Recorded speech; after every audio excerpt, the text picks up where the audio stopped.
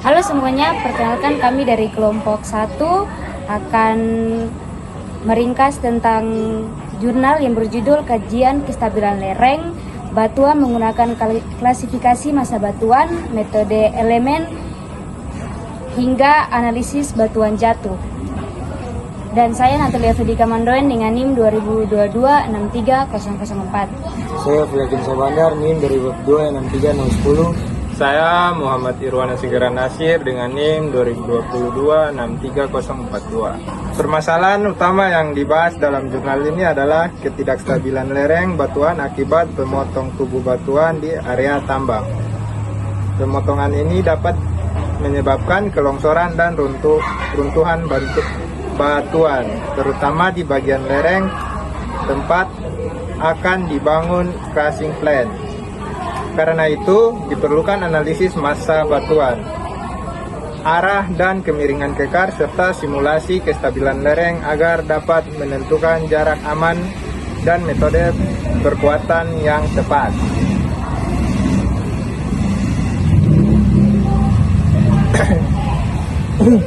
Berikut ada kondisi kekar. Peneliti melakukan pengukuran lapangan dengan metode scanline dan menemukan 231 bidang kekar pada 3 segmen lereng, yaitu segmen 1, segmen 2, dan segmen 3. Hasil pengamatan menunjukkan bahwa batuan penyusun lereng adalah andesit dengan tingkat pelapukan sedikit hingga sedang. Nilai RKD berkisar antara 71 hingga 94%. Spasi kekar antara 5 hingga 17 cm, permukaan kekar kasar, apertur atau bukan antar kekar sekitar 0,1 sampai 5 mm. Beberapa kekar berisi material lempung atau clay pada segmen 2 dengan metode roughness rating atau RMR diperoleh segmen 1 82 atau very good rock, segmen 2 60 atau V-rock, segmen 3 79 atau dalam kurung good rock. Yang kedua, di sini ada jurus dan kemiringan kekar. Kemudian dilakukan analisis kinematik untuk mengetahui potensi longsoran berdasarkan arah, jurus, dan kemiringan kekar. Hasilnya menunjukkan lereng segmen 1 dan segmen 3 memiliki potensi longsor membaji, sementara segmen 2 dinilai stabil tanpa potensi longsoran. Hasil slope massa rating atau SMR juga mendukung hal ini dengan nilai 43 sampai 66 yang termasuk dalam kategori normal hingga good slope. Untuk memverifikasi kestabilan lereng, peneliti melakukan simulasi metode.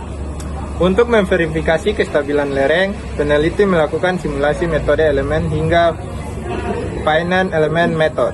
Simulasi ini menunjukkan pergeseran maksimum pada lereng hanya antara 10 sampai 34 mm. Artinya, seluruh lereng masih dalam kondisi stabil. Namun, tetapi ada potensi batuan jatuh akibat getaran dari truk tambang dan aktivitas di puncak lereng. Hasil simulasi menunjukkan jarak jangkauan maksimum batuan jatuh sekitar 3,1 meter dari kaki lereng.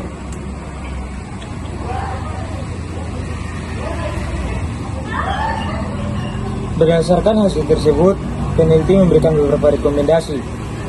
Membuat ditch atau parit penahan dengan lebar 4,6 meter dan kedalaman 1,2 meter. Memasang pagar kawat atau dinding penahan setinggi 3 meter. Menempatkan fasilitas seperti crushing plant minimal 6,2 meter dari kaki lereng untuk keamanan.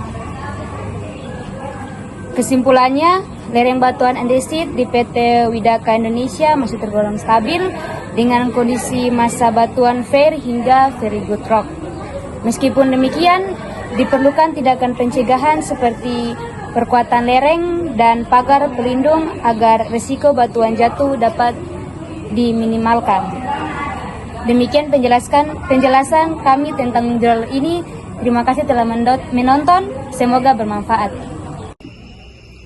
Kami akan membahas hasil penelitian dari jurnal berjudul Penentuan Arah Tegasan Pembentukan Kekar menggunakan diagram Rosler dengan studi kasus di Desa Patontongan, Kecamatan Mandai, Kabupaten Maros, Sulawesi Selatan. Penelitian ini dilakukan oleh tim dari Program Studi Geofisika Universitas Hasanuddin. Tujuannya adalah untuk menentukan arah tegasan utama yang membentuk kekar pada batuan di daerah tersebut. Struktur geologi menjadi salah satu faktor penting dalam memahami kondisi geologi suatu wilayah, karena menggambarkan bentuk arsitektur batuan akibat proses deformasi dan gaya tektonik bumi. Nah, kalau secara teori, kekar adalah rekahan atau retakan pada batuan yang terbentuk akibat gaya tektonik tanpa terjadi pergeseran. Kekar terbagi menjadi dua jenis utama, yaitu extension fracture dan shear fracture. Daerah penelitiannya yaitu Desa Patontongan, berada pada formasi cambak yang tersusun atas batuan vulkanik seperti breksi, aglomerat, lava, dan tuff. Formasi ini terbentuk pada masa Miosen tengah hingga Miosen akhir dan sangat dipengaruhi oleh aktivitas vulkanisme serta proses tektonik di Sulawesi Selatan. Nah, metode yang digunakan dalam penelitian ini adalah pengukuran strike dan dip di lapangan menggunakan kompas geologi dan juga GPS. Data yang diperoleh kemudian diolah dengan perangkat lunak GIPS, yaitu program analisis struktur geologi berbasis proyeksi stereografik. Nah, dari data tersebut dibuat diagram roset ya, untuk menentukan arah tegasan maksimum dan juga minimum. Nah, jenis kekar yang ditemukan di lapangan adalah shear fracture, khususnya kekar gerus yang ditandai dengan permukaan licin, bukaan kecil, dan arah rekahan sejajar. Hasil dari analisis menunjukkan bahwa arah tegasan maksimum di Desa Patotongan berarah timur laut menuju ke arah barat daya. Arah ini menunjukkan pengaruh kuat dari aktivitas vulkanik formasi Camba serta gaya tektonik regional yang masih aktif di wilayah tersebut. Kesimpulan yang kami dapatkan adalah kekar di daerah Patotongan terbentuk akibat kombinasi antara gaya tektonik dan aktivitas vulkanisme. Penelitian ini diharapkan dapat menjadi dasar untuk studi geofisika lanjutan dalam mengetahui struktur geologi bawah permukaan di Kabupaten Maros. Kali ini kita akan membahas tentang jurnal yang berjudul tentang kajian arah tegasan dan nilai RQD berdasarkan analisis statistik data struktur kekar yang ditulis oleh Dewi Rahmawati Isa, Ang Panji Permana, dan Ronald Tagalog. Permasalahan pada jurnal ini yaitu lokasi penelitian memiliki kondisi struktur geologi yang kompleksitasnya tinggi.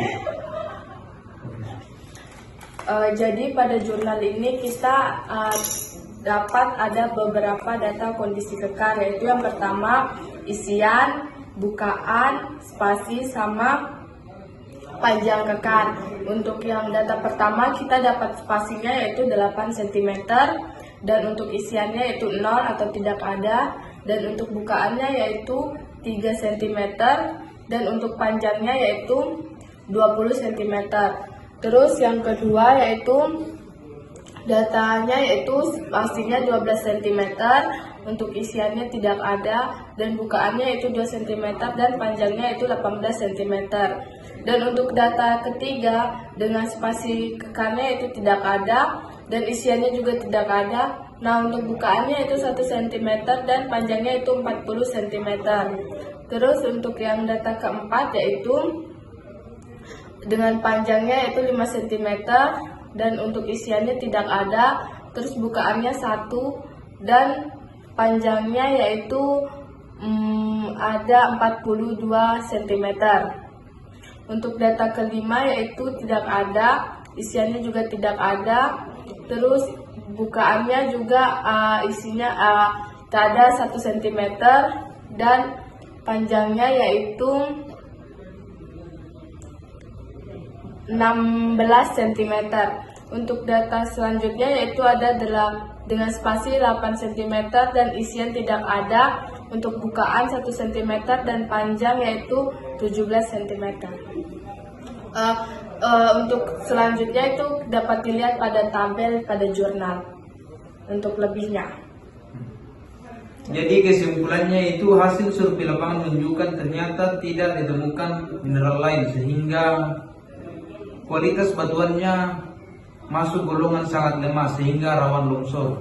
Nah, berdasarkan hasil pengukuran strek kekar yakni relatif searah dengan kemiringan lereng, maka daerah itu sehingga mudah mengalami longsoran atau longsor.